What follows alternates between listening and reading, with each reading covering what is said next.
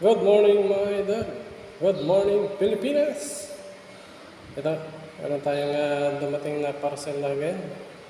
At meron tayong in-order na luncheon meat mga idol. At napakasarap niya. At mura lang sa TikTok shop mga idol. At napakasarap niya. Almusal, ulam, napakaganda. So kaya ano pa natin nyo mga idol.